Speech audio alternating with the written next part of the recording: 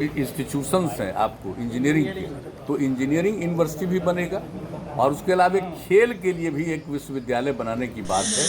जो आजकल तो लोग बोलते रहते हैं 19 लाख 19 लाख, हम लोगों का 7 निश्चय 2 जो आत्मनिर्भर बिहार के लिए देखा नहीं, उसमें लिखा हुआ है सरकारी और गैर सरकारी हर प्रकार से लोगों को प्रेरित करेंगे और 20 लाख से भी ज़्यादा लोगों के लिए को रोजगार का अवसर मिले, इसके लिए हम लोग काम करेंगे। जो जल जीवन हरियाली अभियान के अंतर्गत जो काम हो रहा है उसको आगे निरंतर रूप से बढ़ाया जाएगा कि जो नया जो आत्मनिर्भर बिहार के लिए 7 निश्चय 2 की परिकल्पना की गई है, उसके बारे में जो कुछ भी कैबिनेट ने पास किया, और जब कैबिनेट ने पास किया तो विभिन्न विभागों ने इसके लिए जो जरूरी योजनाएं हैं उस पर काम किया और बनाया है। पर सारा काम हम लोगों का शुरू हो जाएगा नए वित्तीय वर्ष में 21-22 में। नमस्कार, मेरा नाम आलोक है। आप लाइव स्ट्रीम देख रहे हैं।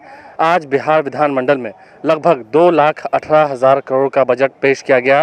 बिहार के उप मुख्यमंत्री सह वित्त मंत्री तारकिशोर प्रसाद ने बजट पेश किया है। इस बजट के पेश होने के बाद बिहार के मुख्यमंत्री नीतीश कुमार जब मीडिया से मुखातिब हुए तो उन्होंने साफ साफ कहा कि बजट जो है काफ़ी अच्छा है।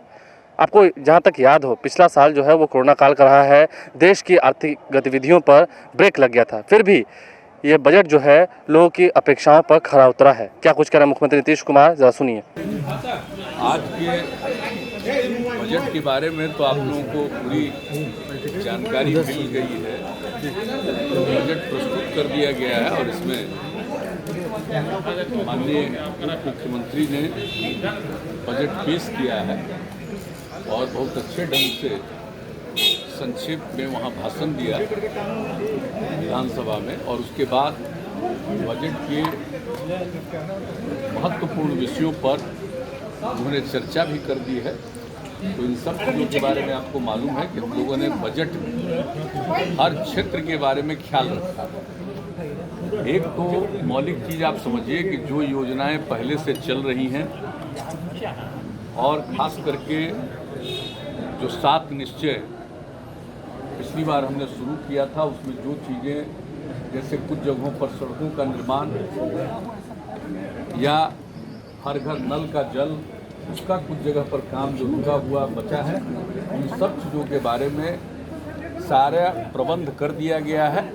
और ये इस बार का बजट में इस बात का उल्लेख किया गया है कि ये पूरी कोशिश होगी कि 1 साल के अंदर जितनी भी चीज़ें पहले से चल रही हैं उस काम को पूरा कर दिया जाए।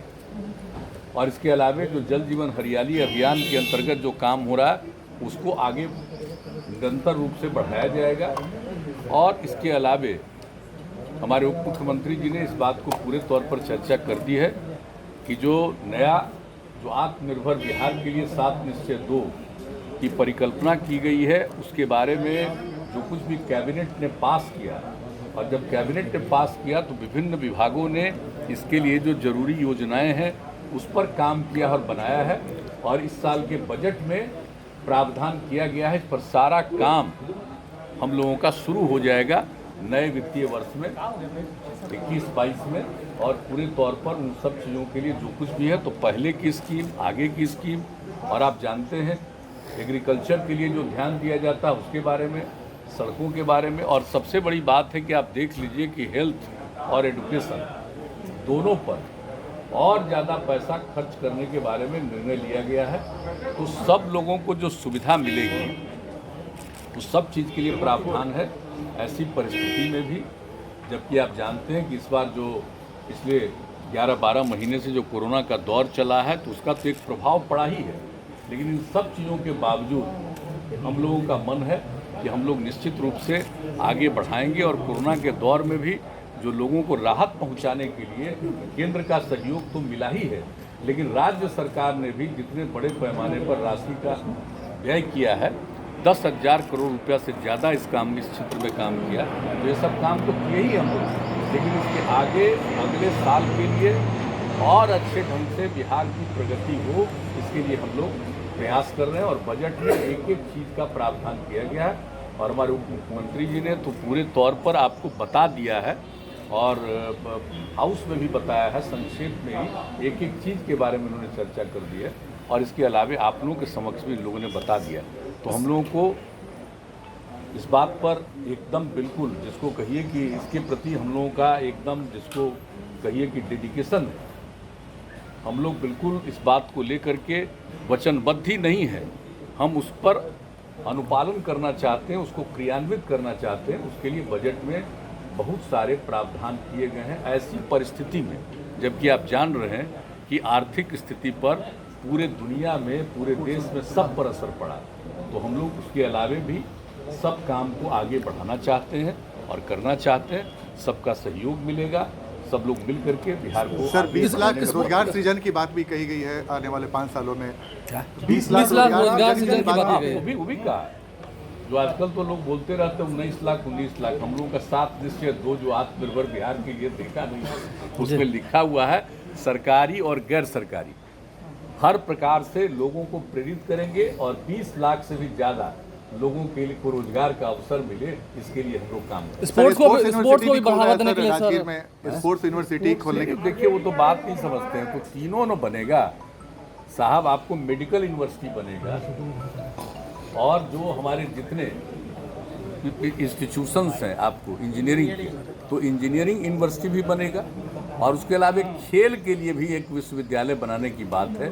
और चूंकि आप जानते हैं कि राजगीर में इतने बड़े पैमाने पर काम हो रहा है, तो यही तय किया गया कि और कहीं किसी जगह लेने की जरूरत नहीं पड़ेगी, वहीं पर विश्वविद्यालय बनाएंगे। तो जान रहे हैं आज का तय नहीं है, ये तो 10 साल पहले से तय है और उस पर काम होना जितने बड़े पैमाने पर शुरू हुआ, स्टेडियम से लेकर के एक एक काम वहाँ पर किस तरह से लोगों के खिलाड़ियों को प्रेरित करने की जो काम हो रहा है, इसलिए सोच करके ही सब लोगों ने विचार किया और कहा कि वहीं पर खेल के लिए विश्वविद्यालय बनाने की विश्वविद्यालय बनाना अच्छा होगा, बेहतर होगा, इसलिए किया गया। और बाकी हम लोग इंजीनियरिंग के लिए भी और मेडिकल के लिए भी यूनिवर्सिटी बनाएंगे, हम लोगों ने तय कर लिया।